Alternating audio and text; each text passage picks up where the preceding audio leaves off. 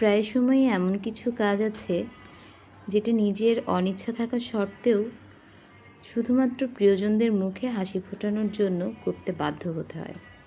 আজকে সকাল সকালেই আমার ভাত এবং রুটি দুইটাই রান্না করা হয়ে গিয়েছে, কিন্তু আমার ছেলে মাহির এবং তার বাবা ঘুম থেকে উঠেই বায়না করছে, আমরা ভাত রুটি কিছুই খাবো না, আমাদেরকে নুডলস রান্না করে দাও, নুডলস খাবো। আমার যেহেতু ভাত এবং রুটি দুইটাই হয়ে গিয়েছিল রান্না, আমার নুডলস রান্না করার কোনো ইচ্ছেই ছিল না। তারপরেও যেহেতু দুইজন একসাথে বায়না ধরেছে, রান্না তো করতেই হবে। আসসালামু আলাইকুম সবাইকে, কেমন আছেন সবাই? আমি পূর্ণিয়া, ওয়েলকাম করছি আমার নতুন একটি ভিডিওতে।